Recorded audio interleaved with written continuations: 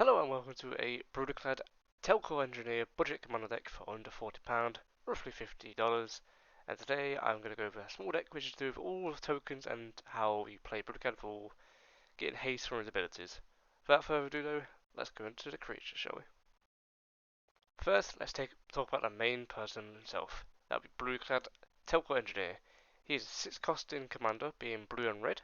And when you do, creature tokens you control have haste, and at each combat start of it, you get a 2/1 blue Maya artifact. Also, then you may choose a token you control for anyone you control, and you may copy that one, and all the tokens that you have on the field become that token. It could be very effective, a lot of tokens to choose from this deck. Let's have a look, shall we? And before I forget, he is also at 4/4. Coming up to the creatures, we have Enlightened Maniac and Aether Chaser, or Aether, however you might say it. Basically, when it's happened, the Maniac, what he does, he brings a free to Eldrazi creature token, and Aether Chaser, you can spend the energy counters on it to create a 1/1 servo. It also has First Strike.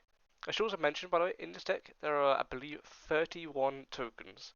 So if you want to see what they are, I have Decklist below, just click on that, it's all there for you. Next, we have Ethereum Spinner and Filigree Crawler.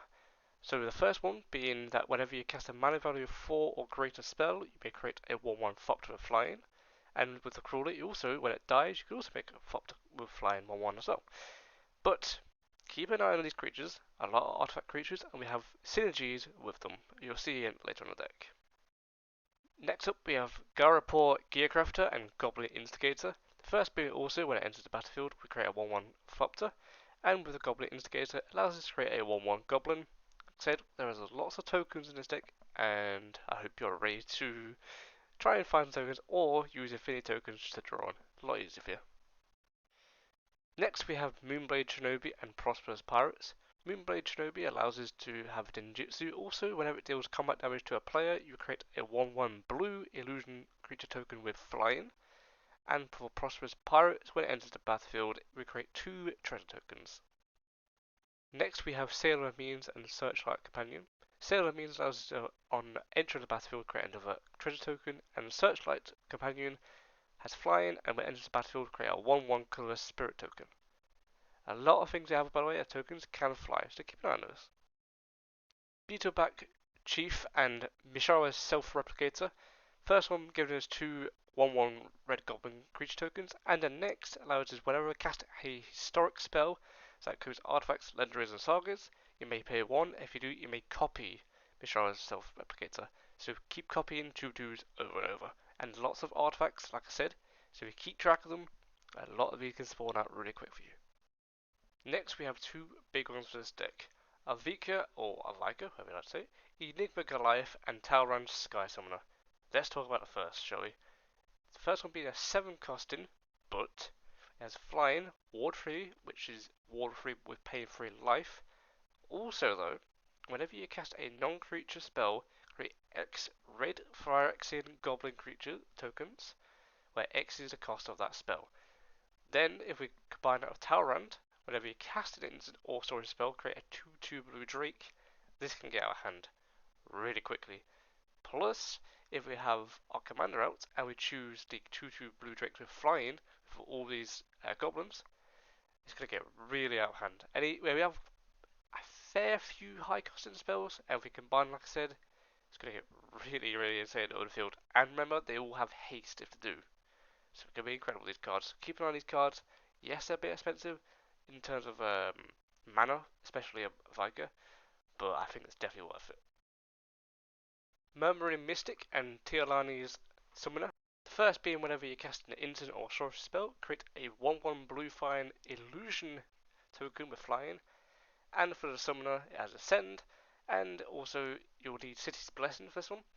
But when it attacks, you may pay red and X, whatever X mean, however you want. And the X is equal to how much you put extra into it. You create 1/1 elemental creature tokens that are tapped and attacking. At the beginning of the next step, exile them unless you own City's Blessing. Next is Third Path Iconoclast and Azure Fleet Admiral. With the first, you are allowed to, whenever you cast a non-creature spell, you create a 1/1 colorless soldier artifact creature. remember those artifacts. Also for the Azure Fleet Admiral, when it enters the battlefield, you become a monarch. Also, the Azure Fleet Admiral can't be blocked by creatures the monarch controls, so if someone takes it off you, you can't be blocked and you can just get it back. Pretty good, nice to see, and also it's another token. Balmor Battle Mage Captain and Belligerent Guest. So for the first one, whenever you cast an instant or sorry spell, the creatures you control, that means all of them, gain +1/+0, but also they gain trample until end of turn, which is really nice. It also has flying, nothing important, but the most important part is to keep an eye on whenever you're casting any spells, you're giving trample and +1 stacking each time you do to every creature you own. And for the guest, it has trample, and when it deals damage to a player, you create a blood token. Simple, but blood tokens are very nice to draw extra cards. Blood Servitor and Burnished Heart. The first one allows it when it enters the battle to create another blood token. Love those. And for Burnished Heart, you can sacrifice it for costing of 3, and you search your library for 2 basic land cards, put them into the field tapped, and then shuffle. Extra bit of ramp, and also another blood token. Once again, also, there are artifacts, so keep an eye on them, because we've got a lot of things going on here. Foundry Inspector and Demonic Wall. So, as I said, be keeping an eye on all these artifacts. Well, Foundry Inspector has the ability of artifact spells you cast cost 1 less to cast. Like I said, that includes creatures themselves, of course. They are 1 less. And Demonic Wall allows us when it enters the battlefield, you may return target instant or sorcery back to your hand from the graveyard. Because there are some we may want to use twice, quite important ones, so keep an eye on those. Whenever you do put in the graveyard, just remember where they are, and there are going to be some ones we're going to use because we have ones that make tokens. So yeah, great card as well. Love to see it. Reservoir Walker and Storm Chaser Drake. So the first allowance is it comes onto the field, it gives us 3 life and you get 3 energy counters. Nothing much though, it's just a little bit of life extra you get. Next though is the Storm Chaser Drake. Whenever this card becomes a target of a spell, you can draw a card. Really nice, also flying, cheap to get out, really good card to get some drawing. Enthusiastic Mechanaut and Spontaneous Artist. First allowing it to be also a flying creature, also artifact, but just like the creature before shown, reducing the cost of our artifact spells by 1. Again, if they're both out, that's 2. And for the artist, it comes into the field with a energy counter on it, and you may pay that counter, target creature to gain haste until end of turn. So it's just a little bit of extra haste towards things that can't gain it from Brudiclad, but once again, nothing too much going here, but also the Mechanaut's really cheap, so it can help us get early artifacts out. And now we move on to the sorcerers. First we have Clear the Mind and Empty the Warrens. Clear the Mind allows the target player shovels their graveyard into the library, also draw a card. So, this card can come in handy when decks have stuff that involve a lot of their graveyard, anything like that, anything where they're using it to gain extra damage, buff creatures, there's a lot of them going on. Also, Empty the Warrens allows us to create extra tokens for goblins, it makes us 2, but also it has Storm, allowing us to use any spells before this, then this spell casts again, and again, and again for every spell used. Really nice. Hard Evidence and Molten Birth. The first allowing us we create a 0/3 blue crab token, and we also get an Investigate token, which allows us to sacrifice it to draw a card. And for Molten Birth, create 2 1/1 red elementals. Then you flip a coin, and if you win this flip, you return it back to your hand. Now with this, you can constantly keep going, flipping, making tokens, flipping, making tokens. Really nice. Pirate's Prize and Rouse Reinforcements. The first allows us to draw 2 cards and create a treasure token. And for the Rouse Reinforcements, create 2 1/1 creature tokens, which is blue and red elemental. Really nice, a little bit extra, a little bit of help on the board, and to draw some cards to get some mana from it. Rise of Eagles and Survey the Wreckage. The first being allowed us to create 2 blue bird enchantment creature tokens with flying and to then scry 1. And for Survey the Wreckage allows us to destroy a target land and put a red goblin 1/1 token onto the field. Sweep the Skies and Talrand's Innovation. So, with the first one, we're allowed to play 2 blue and then dump all of our mana into it to make a lot of Thopters. And then for Talrand's Innovation, basically just his ability, create 2/2 blue Drake creatures with flying. And if we can, with Brudiclad's ability, we will make everything into one of these. Forecast and Seize the Spoils. Forecast has affinity for artifacts, giving it a less cost into it. so it allows us to draw 2 cards. So if we have loads of Thopters out, everything like that, this card pretty much comes free for us. Seed to Spoil, as additional cost to this card, we discard a card, we draw 2 cards and create a treasure token. And now with the last sorcery, Brotherhood's End, which is a really strong card for us. Choose one, either deal 3 damage to all creatures and planeswalkers, or destroy all artifacts with mana value 3 or less. Bit of a board wipe for us. Moving on now to our instant spells. Geist Snatch and Negate both allow us to counter spells, but also, when we use Geist Snatch, we also make a 1/1 blue spirit token. Otherworldly Outburst and Siphon Essence. The first allows us to give a target creature +1/+0 to end a turn, but when that creature died, so say if you being attacked, use it as a blocker and use this to then sacrifice it by particular +1, but not let it kill things, just let it die somehow. Then create a 3/2 colorless Eldrazi horror token, and Siphon Essence is a counter spell, but then you're also able to create a blood token. Faulted Surge and Pulse of the Forge. The first one allows us to, if we want to, sacrifice an artifact.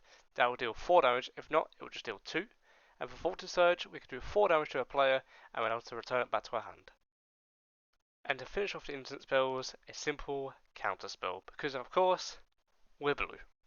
Moving on to our artifacts now, we have Bonesaw and Meteoric Mace. The first being a 0 costing, equip 1, gives creature +1/+0. And for the Mace, it's a bit more expensive, but it has Cascade, allowing us to cast spells free from the top of our deck. Nimble Right Schematic and Noble's Purse. The first allows us to make a 1/1 colorless construct token, and the other allowed us to gain treasure tokens with 3 counters, remove 1 each turn for a treasure token. Replicating Ring and Soul Guide Lantern. The first allowed us to tap for any mana of any color, but at each of our upkeep, we put a counter on Replicated Ring. Then, when it gets to 8, we get rid of them, and then we get 8 Replicating Ring tokens, which does the same thing, add 1 mana of any color. This, I mean, if you get this off, it's a lot of mana. Soul Guide Lantern is basically just a Bajuka bug, but as an artifact, and a single target one. Not really for the draw, but more for the exile graveyards.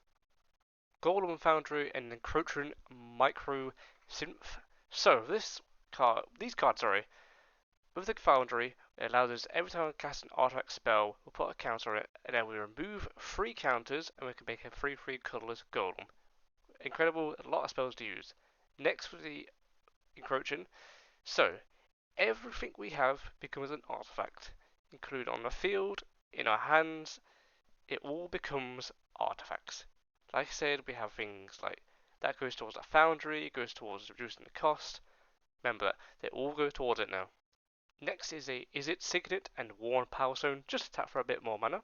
A Talisman of Creativity and a Soul Ring for even more mana. And finally, we have our last artifact, Helm of the Host. Now this is probably the most expensive card in this entire deck, but when this card is attached to any of our creatures, whoever it is attached to at the beginning of the combat, you create a token of it, and that token then gains haste. Really nice card, a lot of things to copy on. Very good card, like I said. It's probably the most expensive card in the set, but it's definitely worth it. Thopter Spy Network and Yotaya Declares War. So these are enchantments to begin with.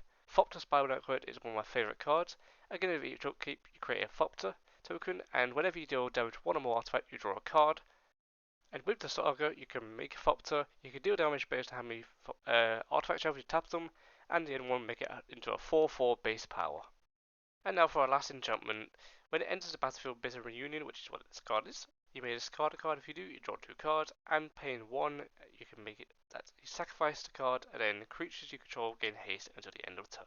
And now for the land that we're going to be using. We're going to be using 13 Mountain and 13 Island in this deck. Evolving Wilds and Highlands Lake. The Is It Guildgate and a Swiftwater Cliffs. A Terramorphic Expanse and a Molten Tributary, a Hellion Crucible and a Temple Epiphany, and finally, for our last card, Volatile Fjord.